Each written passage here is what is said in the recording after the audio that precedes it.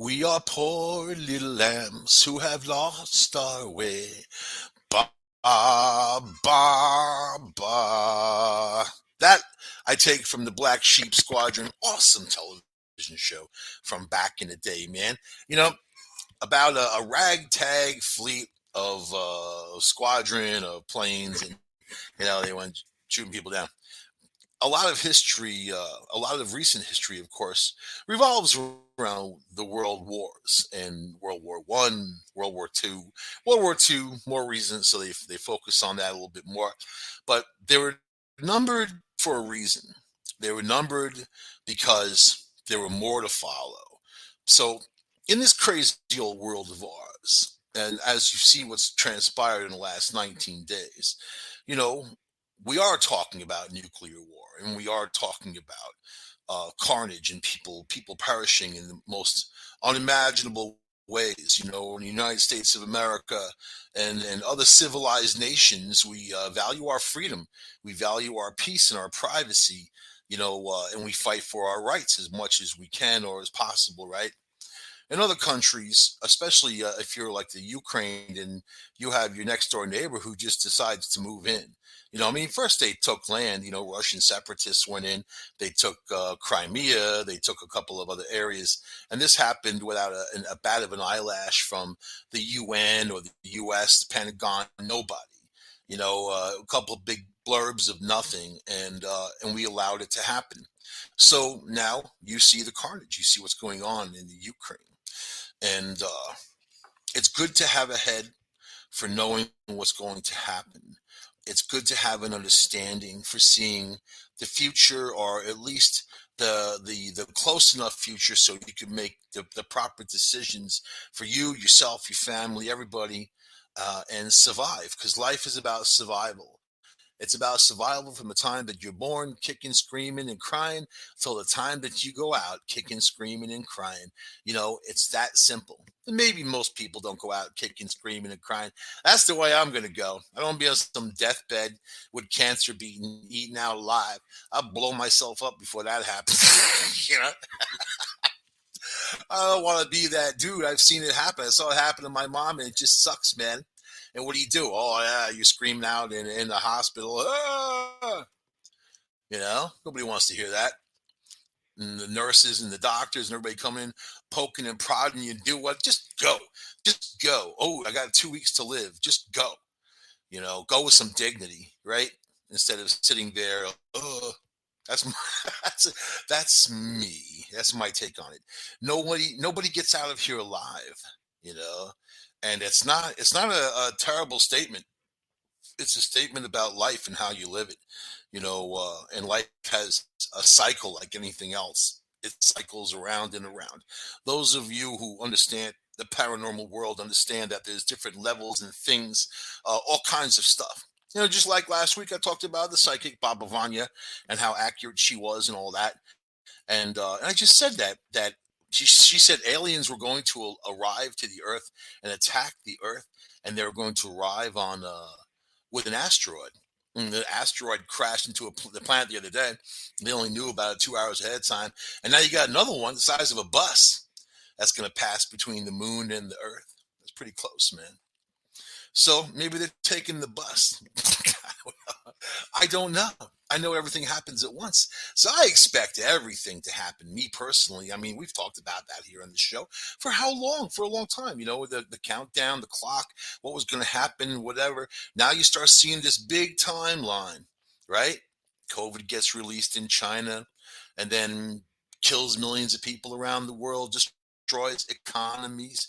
Well, now you have a country like Russia invading the country next to them for no good reason, calling them Nazis, if you can imagine that. What they're doing is they're committing it's a Holocaust situation. If you look up the definition of Holocaust, that's what that is. They're annihilating people. But how many people are sitting idly by watching this happen? In the United States has no leadership. You got Joe Biden and Kamala Harris. They don't understand what should have happened months ago when those troops were being massed on the border. And anybody who says, well, we're waiting to think if Putin's telling the truth or not, you're a moron. If you really think that this guy is going to say anything to the enemy, because we are the enemy to them, and Americans and Canadians and other people, people in England and whatever, France, are peace-loving people. We're peace loving people. And we want other people to be peace loving so bad, we're willing to be stupid, and put all kinds of excuses on that. I can't stand people that make excuses for others and their actions. What people do is what they do. And it doesn't matter what the excuse is, it just matters what they do. You get that? So when it comes to this whole situation, when Biden says, "Oh, we're going to get involved in World War Three," this is, if we get involved, it's already World War Three. Putin started it. He started when he started attacking women and children with cancer and all that. That's outrageous to sit and see this and watch this, especially since we could have helped them with missile shields. We could have helped them indirectly. And if it was me, I'd have my CIA and other black ops organizations doing everything they could to mess Russia up right now.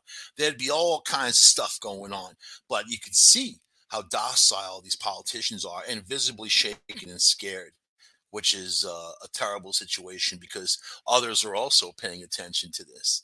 So I expect the worst. So plan for the worst, hope for the best, right? Be ready to move and go do something, man. Do I think? I don't even want to tell you what I think because it's it's not good. So you're going to remote view yourself, your own future, and I'm going to teach you how to do it right here on the show. So what is remote viewing? Okay. Now, remote viewing, let's say that the CIA had a program for remote viewing years ago. They definitely, you know what?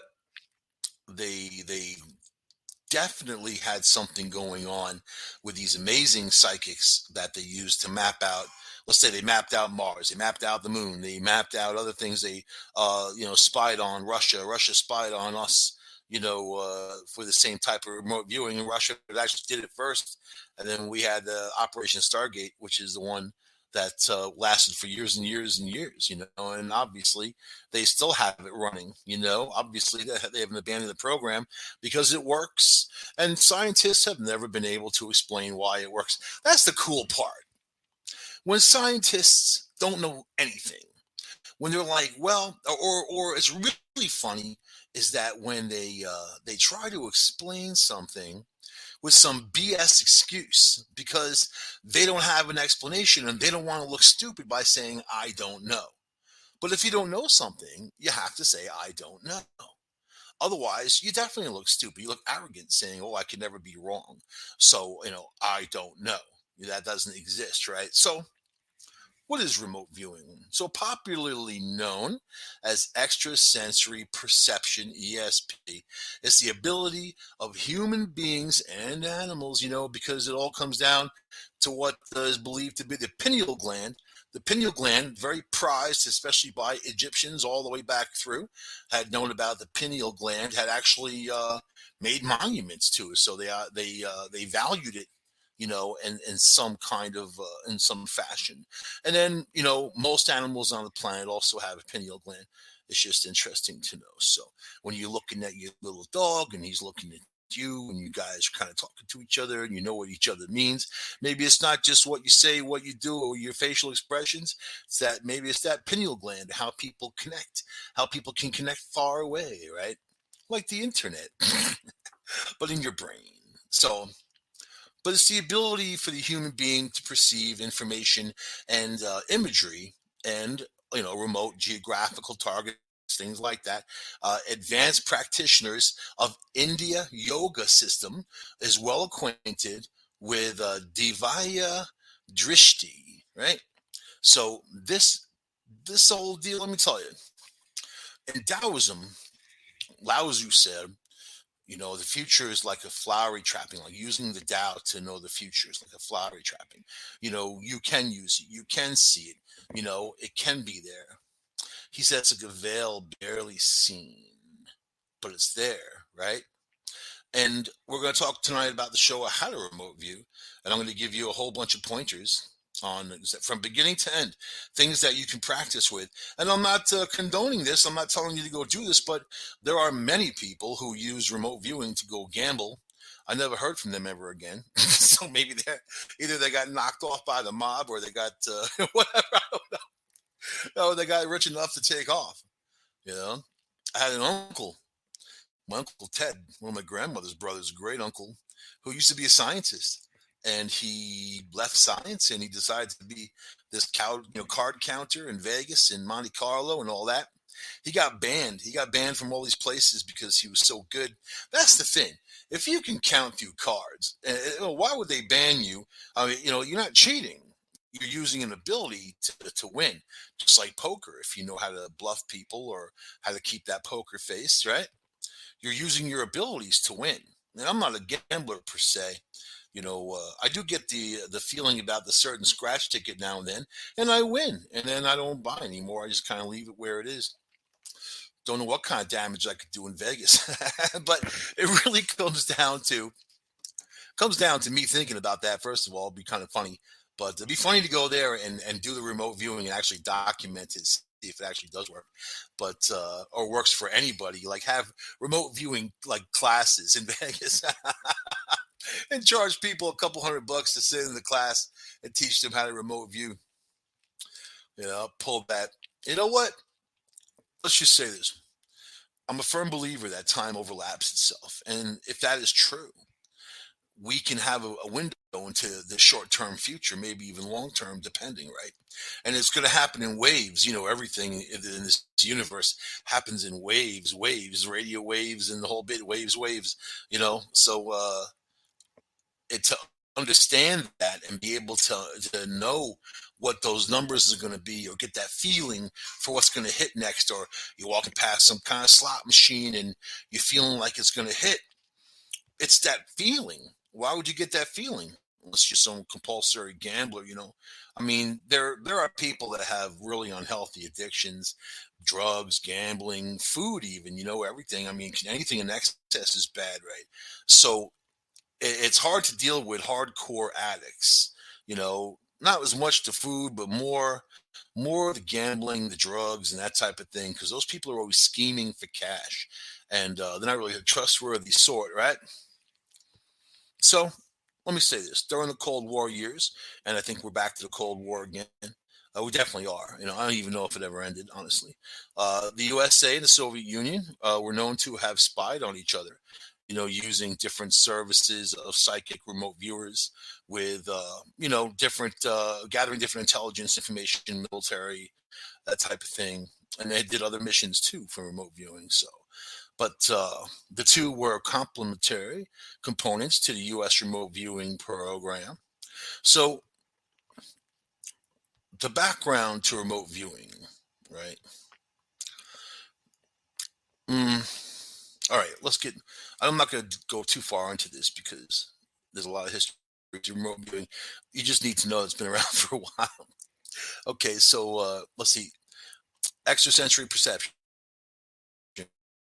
ESP, the term coined by pioneering parapsychology researcher J.B. Rhine in 1934. Students of Indian yogic lore are, however, well acquainted with it.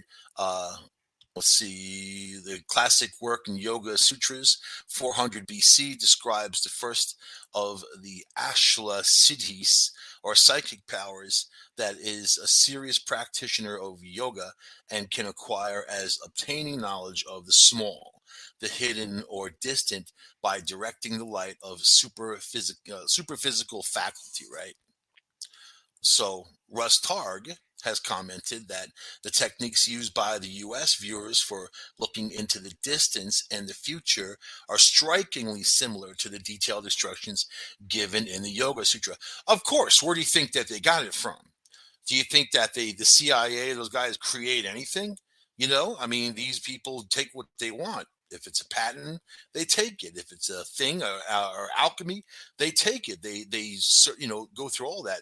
Hitler was the one out there looking for all artifacts and getting deep with psychics and the whole bit. Hitler had employed Baba Vanya.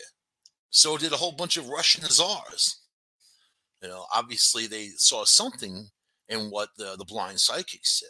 So laboratory investigations of remote viewing, systematic scientific investigation of telepathy and ESP had been carried out in the US by J.B. Ryan and his associates during the 1930s, 1940s at Duke's University using a set of five Zener cards. So you might see that, like on the Ghostbusters, if you see how the guy was like putting cards up on one side, holding up a card, and asking the person on the other side of the table what that card is. And one has a circle, one's got a square, some wavy lines. I mean, you're going to be right on a variable basis. If you're not psychic, but if you are psychic, you can be right to a high degree. And they still use this to test people. So the testbed trials. In the course of their investigations, the SRI researchers identified at least six star performers with extraordinary inborn remote viewing talent. While the names of some of them have been revealed, others are only identified by code numbers. Right, and they have all the code numbers for people. It doesn't really matter. Some of them became known, obviously, since this is almost 100 years ago. So I want to get past all of this. The reality is, these were the people that were already good at what they were doing. They had the natural aptitude, had gone far. And when it comes in the world of development, we all have developmental, hurdles to get over. If when we're learning things, some people are better than others. Some people are born to things. And then you get also the whole reoccurring life thing, past life. How do you think these little kids are born, understanding how to play the violin or the piano at 3 years old, like a master? You think that just happens in their brain? It just happens, or do you think it's something that a talent that they had in their past life and they brought it over? So that's a whole nother show right there. In fact, there's a kid now, 3 years old, that's out there, with a whole bunch of info his mom's come out with. He remembered his past life and the whole bit, and very, very sure of who he was as an adult. 3 years old, telling his mom all these stories. Pretty cool. So the conclusion of science against, okay, does remote viewing work? The conclusion of science is that, well, yeah, it does, but we can't explain why. And those are the scientists who are like open and honest. I think that out of all the tests and all the stuff, and beyond tests, the best thing to do to test a medium or a psychic is to test them, not with cards either, to test them in real situations and see what they can gather, and then go further and further, right? But they've used it in the military, they've used it for all kinds of projects, and then for years and years and years, and still. So there's no scientific research saying why it's happening, right? The only thing that's been verified scientifically is that the ability remarkably is accurate, and it's accurate enough, in fact, for the government to invest millions upon millions of dollars and using it in the field for over 30 years. So that's interesting stuff, right? So let's talk about how to do it, you know? How to do it. How do you experiment with remote viewing? How do yeah, people think about money. That's all people think about, money and sex. Nobody else thinks about anything. You think, oh, I got to go to work. Yeah, because you need money. Otherwise, your wife won't have sex with you. Like, that's kind of what the deal is. Money and sex and money, and everything that those two can provide. So, I mean, if people are conjuring things up, that's what they're going to conjure up. Oh, I want to get this girl. I'm going to use a remote technique and get a hold of her, project myself in her brain while she's sleeping. And then she'll say, oh, I can't stop thinking about you. Yeah, right. Does that happen? That's visualization too. Visualization is a very powerful tool. Artists, all kinds of people, performers, comedians, stage performers use visualization, because you can create the things that you want. You can kind of have that mental dress rehearsal as what goes on, right? So, all right, this is the deal. It'll take you about I don't know, 5, 6, 7 hours to really to really understand the practice behind remote viewing, right? If you're into it, I mean, these are the things that you do. So your first decisions, first thing you decide who will be the viewer, the person who actually does the remote viewing, which would be you, and who's going to be the sender, the person who transmits the information to the viewer. You create the targets. You have a third person who will not be involved in the remote viewing experiment. You select 15 to 20 possible targets, the places the viewer will remote view. All right. So the targets must be actual places, preferably within driving distance. This third person should write down details about each target on an index card. Information should include key features of the site, landmarks, geographic features, structures, and directions, right? The more details, the better. Three, you secure the target. The third person should place each target card in its own unmarked opaque envelope, right? And you seal all the envelopes. Four, you choose the target. Have a fourth person randomly select one of the target envelopes and give it to the viewer. So then you plan a time, decide on a span of time that the actual experiment will begin and end. For example, let's say you choose to begin 10 a.m. and then end at 11 a.m. From this point, the sender and the viewer should have no contact until the experiment is over. Number six, you open the envelope in a place separate from the viewer. The sender should open the envelope and, for the first time, find out what the target location is. The sender should then go to the location planning to be there and start the time. See, this is very involved. After this, I'm going to tell you how to do it easily. But I wanted to go over. A lot of people like to go over the long form. And this is the long form. So now you have the viewer preparation. Before the start time, the viewer should prepare by being in a quiet, comfortable location as for a few distractions as possible. You dress comfortably, naked if you want, disconnect the phone or turn off the cell phone and go to the bathroom to avoid any possible interruptions. Go to the Oval Office. That's where most people do their deep, heavy thinking on the dunny. You get as relaxed as possible on the toilet, which could be interesting, and you try some breathing exercises. I don't know if I'd like to do some deep breathing in the bathroom. It really depends. Start, start saying, go to the bathroom. I'm remote viewing. I'm sorry. What do you see? I don't know. Brown cloud. I see a brown cloud. God damn it. Well, what is it? It smells really bad. I don't know, man. Maybe a garbage dump, or I just see a lot of brown and stinking bad. There's water close by. I don't know. Maybe something like a fountain. I don't know. Number nine, you start viewing. At the agreed time, the viewer should be totally relaxed and be sitting comfortably with paper, pencil, or pen.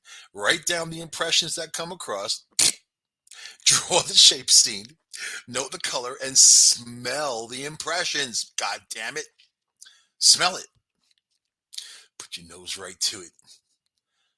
Number 10, notes. Before the experiment is over, the sender should also jot down notes about specifics of the target location, perhaps in the bathroom, perhaps even photos. This image is coming over that Don's sitting on the toilet. Yeah, oh, weird. He's reading a newspaper. All right. 11, ending the experiment. At the end of the agreed time, the viewer should sign and date all the notes and drawings made. These are then given to another person, the judge.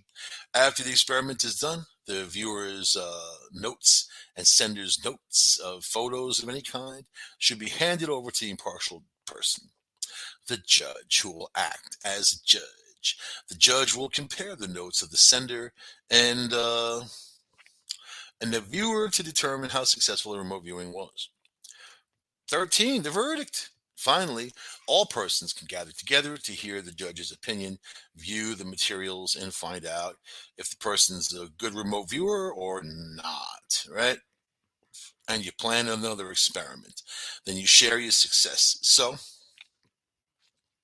how's this? Let's get rid of that. This is the deal. So, if you want to practice remote viewing, and I've told people this before who asked me, so I've talked about this before lots, right?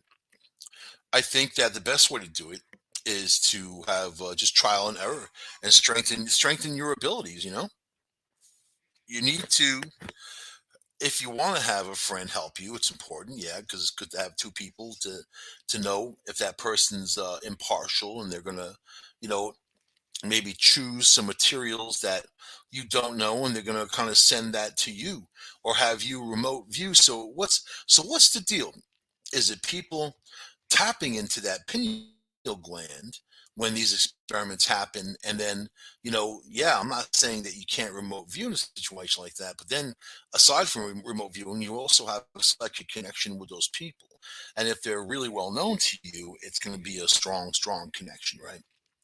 So I would say you have that friend just take a magazine and take pictures out of a magazine, pictures, places, whatever, and put it in several different envelopes. Letter the envelopes A to Z, whatever, or 1 to 10, whatever the hell you need, and then have that person try to find out, on what's going on in those envelopes and describe to you the situation. And that's a really good way of teaching remote viewing and strengthening your skills because it's a skill. We're born with all these things and everybody's got some kind of level of sensitivity, so it really comes down to you and what you want to remote view, I guess. If you want to go to Vegas and be the star, that's one thing. I'm not saying that's going to happen for you, but I think that I just like the science behind the not knowing. I love it when scientists fall to their knees saying we don't know. I love it. Because for so many years we've heard weather balloon. For so many years we've heard these stupid examples, like the alien battle that happened over Nuremberg, Germany in 1561. And scientists these days say it was a celestial event, it was sunspots, it was a sun pillar, sunspots. And how they know was what happened over what 500 years ago, almost. You know, I mean, it's just funny how they can say, "Oh, I don't know," but the people of the time definitely walked outside, looked up in the sky, and saw these discs attacking each other in the sky with little beams of light coming out of them, and then a big, large arrowhead shaped one shows up. The other little discs all fly away with that thing, and then they basically blamed it on Jesus. They blamed it on religion. God was angry, and that's why they saw that. They didn't think it was sunspots, and I have pictures of sun pillars, all that stuff. It looks nothing like an alien battle in the sky. And the same type of thing happened over Switzerland not long later. So, if you want to believe in extraterrestrials, and I do, because I don't think we're the only life in this universe for sure. You'd have to be pretty ignorant to think that. But, and people do, people do. But in the same sense, you have to have an open understanding for things that may not be written in your book. Things that you may not quite understand and wrap your head around. So then you make things up. So if you look through all the tests, for instance, with remote viewing and you know visualization included, this has been going on for thousands of years. You know, and they've used this, to help civilizations compete against one another. If you think about it, right? So that brings us to visualization. Visualization, seeing it. So some people visualize negative stuff all the time. This bad thing's gonna happen to me. I know I'm feeling it, man. Here it's coming. Oh, And bad things always happen to those people. They always have freaking problems. You ever know somebody who has problems like all the time, like all the time, and every time you talk to them, it's just a drag back and forth to talk to them because they're always freaking negative, so negative, and they always have some problem. It's never good. Nothing's ever good with them, and they're always or always asking for help. Help me, help me, help me. I need help. I don't help anybody that's helpless. You can't. It's just a waste of your resources, time, and energy, everything. You help your friends when they need a helping hand. Hell yeah, but you don't help people that are always got their hand out. They need help helping themselves, right? You have the old saying, "God helps those who help themselves." That's what you should say in church when they ask you for money. You know what I mean? When the collection plate goes around, or when your rabbi or whoever says they need money, you just say, God helps those who help themselves. Now, piss off. I need my money. I'll give you a coupon for tacos at Taco Bell, the Taco Tuesday. Yeah, yeah. Come on, man. I have famous sayings that I have saved in my brain. That one from Andrew Cuomo. I'm going to use that one day. I only lied to protect the truth. I love that. That made me speechless. That's just something that I can hear being spoken in court. I only lied to protect the truth. Thank you. Thank you. And you drop the mic and leave. Yeah. So anyway, uh, all right, so the practice of visualization has even given some high achievers what seems like superpowers, helping them create their dreams and lives by accomplishing one goal or task at a time with hyper focus and complete confidence.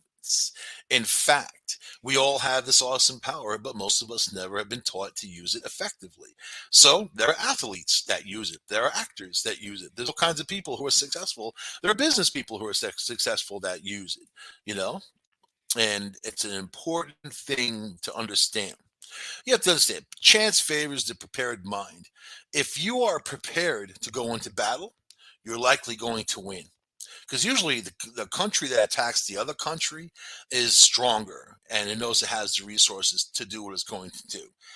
Then the one who gets attacked is on the defensive, and they use their resources to fight. And once those resources are gone, they get clobbered, right? Which we're seeing actually now.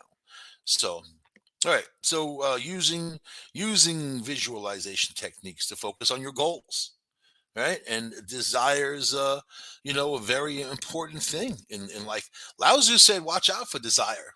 Desire is a dragon, fire breathing dragon. Desire can lead you down a bad path." As he said, actually, he said, "There's no greater curse than desire." So, all right. So, visualization, it activates your creative subconscious, which will start generating creative ideas to achieve your goal. It programs your brain to more readily perceive and recognize the resources you'll need to achieve your dreams. I'm always talking about neurological linguistic programming, NLP, and then the value of learning NLP and how to kind of squelch out the bad stuff in your head and keep in the good stuff, right? So, visualization also activates the law of attraction, thereby drawing into your life the people, resources, and circumstances you need to achieve your goal. I got friends saying, "Oh, all these women I date are toxic and they're nasty." And I'm like, well, what are you doing to attract that? What is it about them that is attractive to you? So, I mean, these are questions that once you start asking yourself these questions and going down the list, the truth comes out very quickly, and what your shortfalls may be, right? So, visualization also builds your internal motivation and takes the necessary action to achieve your dream. It's quite simple. You sit in a comfortable position, you close your eyes and imagine in as vivid detail as you can what you would be looking for in a dream, and what you have already realized. So, imagine being inside of yourself, looking out through your eyes. At the ideal result, you see what you're doing. You're the best. You're the brightest. You're the most perfect person. Boom, to you, to you, because you live in your own life. It's kind of like people out there that like to give you advice. You know, The people that give advice are always the most effed up people on the planet. Because I know, I give a lot of advice. I do it a lot, you know, and you have to walk the walk and understand the world to do stuff like that. And some, but really, no one can give you advice because you're in your own skin, you're in your own body, you're in your own situation. If they have a similar situation, it still has nothing to do with you. Even if it's part of it similar, still has nothing to do with you. You have to live your life every day. So no one can tell you what to do, how to do it, and that type of thing. You just have to. It's objective. What do you like? What do you want? What kind of success do you want? And then aim for those goals. Oh, you want to set a goal for yourself. You want to make $1,000 a week. So then shoot for two or three. Think about the things that you can do to get to that point. You want to be able to elevate and you want to be able to move through freely and not be dogged down by somebody's shit testing because there's other people who are miserable who need to shit test you all the time, whether it's a family member, whether it's a friend, whether it's just some douchebag you see in the store. It doesn't matter. They do it, right? So don't let people do that to you. Put up a wall when they start moving in that direction, right? So how's this? First, you got to think about your confidence and your paranoia. Yeah. So on one hand, you got your confidence. The confidence is going to tell you you're drop dead gorgeous, sexy, you're the best, the smartest, you can do anything, you're the best at everything, right? Then you get your paranoia, who says you're fat and you're ugly, you don't know shit, and you're going to die soon because what's that spot on your face? And oh my God, you're a loser, right? So now I visualize, because of NLP, I actually chose people, humans, to be my confidence and my paranoia, which I failed at first because I used my ex as the paranoia. Oh, too powerful, too evil, too strong. Even the devil would have been a hell of a better choice. Hell of a better, you know. So now I use my grandmother on mother's side because she was truly paranoid. She was someone who was always afraid of everything, always worried about everything, and no, whatever. She was just not the person who took chances, right? But my confidence is the Rock, you know, and you see him out there, big muscled up dude, bald and whatever. He seems like he can handle a lot, man. But he's the one who says go for it. He's the one who tells me I get to do this. Not that, oh, here's a task that I have to do. Here's something that I get to do, right? That's the deal. Your confidence and your paranoia. Yeah. So here we go. Going through the mental rehearsal, right? So step one, you want to imagine yourself in a movie theater with the dim lights. The lights are dim, a little smell of popcorn, people talking on their cell phone that you want to beat over the head with your big giant candy bar. And then the movie starts. It's a movie of you doing perfectly whatever it is that you want to do. Masturbation. See as much detail as you can create, including your clothing, the expression on your face, small body movements, the environment, and any other people that might be around. Add in any sounds you would be hearing, traffic, music, other people talking, cheering. And finally, recreate in your body any feelings you think you would be experiencing as you engage in this activity. Now, that's interesting because feelings is a big part of the paranormal world. Emotion, how people feel, how they felt, what still exists even though their body is gone, but what exists on that level, right? Your feelings, your emotions. So if you can, just like people who burn sage, saying they cleaned out an apartment of bad spirits and whatever, do you actually think burning sage is going to get rid of some bad spirits? That's the person doing it feeling like they are, and it's causing them to have good energy that emits out of them, which pushes away the bad energy. It's very simple. So really, like these trinkets have very little to do with the afterlife or the before life or anything that happens like that, right? So you want to be able to feel those feelings. and put yourself in that mindset. Right. So step three, you walk back out of the screen. It's still showing the picture. Don't leave the movie because it's yours. That'd be the worst. So I gotta go take a leak. Gonna go get some more popcorn, man. Yeah, it's my movie. I know what happens. I know how it ends. Kind of, maybe. But then you run back and return to your seat in the theater. You reach out and grab the screen and you shrink it down to the size of a cracker. Then you bring this major screen up to your mouth and you chew it up and swallow it. You're eating your own movie. Imagine that each tiny piece is just like a hologram and it contains the full picture of you performing well. Imagine all these little screens traveling down in your stomach and out to your bloodstream, and then you poop it out and it's gone. This thing's kind of crazy. In NLP, when something bad is going on, you're having a bad memory, bad thought. It plays in your head. You say, play it in your head like a movie. Then, as it's playing and as you're seeing the scene go, you dim the screen and you throw lines in it like it's distorted. There's some snow coming through. You distort the sound, and it goes psh, and you shrink it down and shrink it down. Then on a separate screen, you take a really great memory, something beautiful, and then you put that in there and you grow it and you get that warmth and that feeling.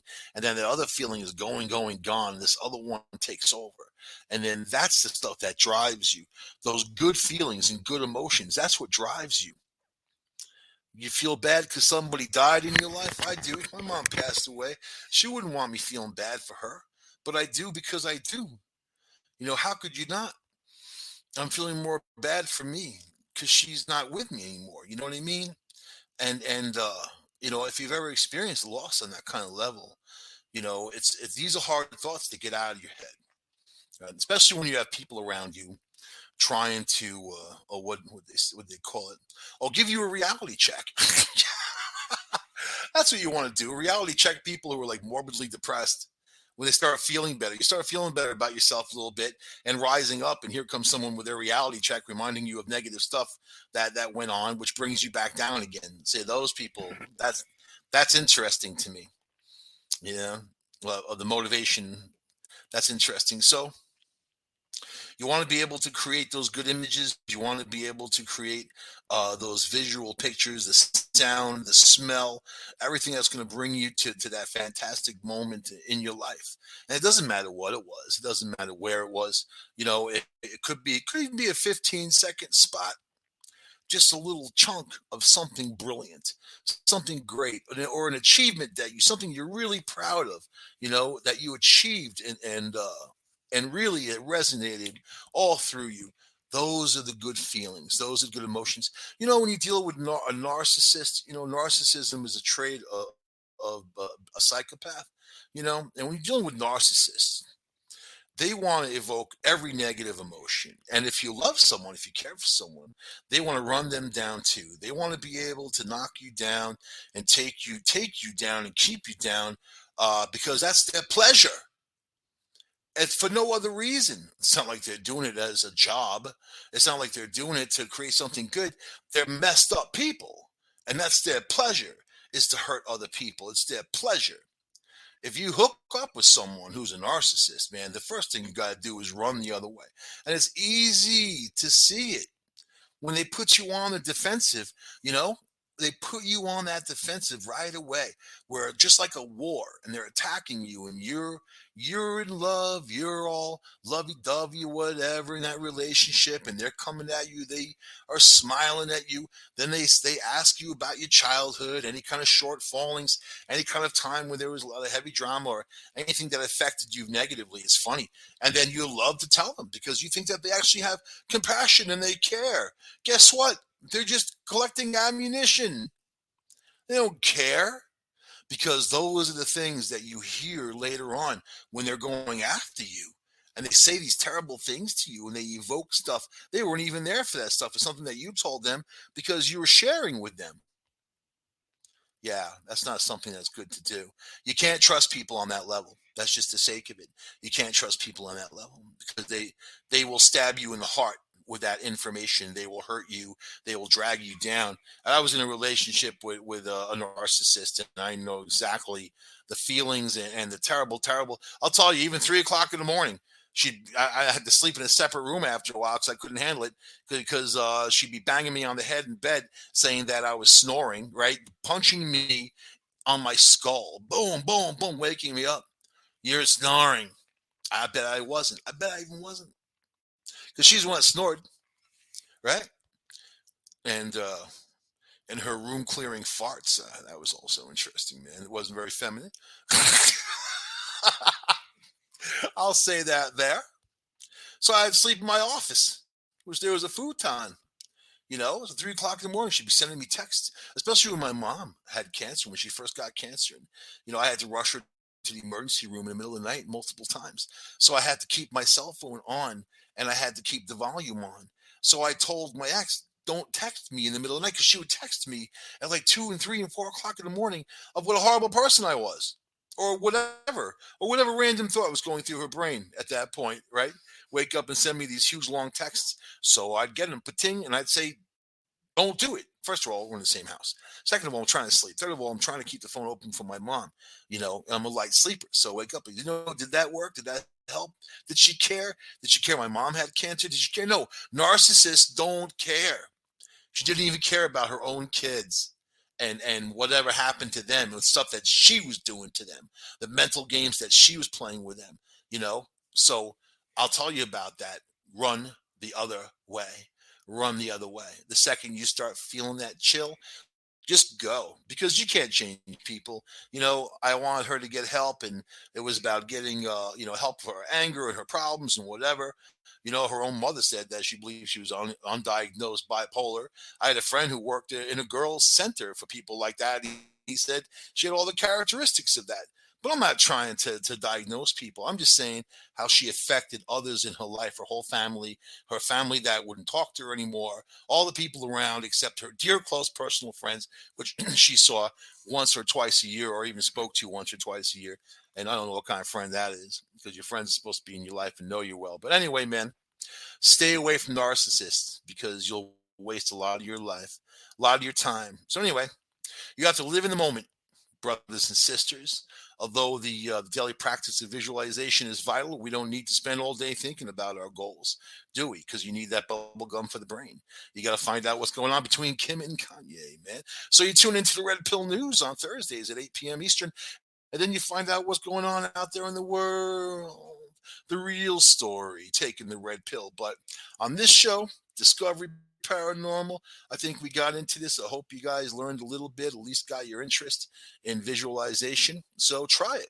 Try it, and tell me how it went for you because I'm interested. I will see you guys next week on this here show. If the world is still here, we'll still be here on UPRN. I'll see you even if it's not. I'll still be here. Joe and I one day will just be brains in a jar, and that's it. Brains in a jar. So I'll see you guys next week on this here show. Bye.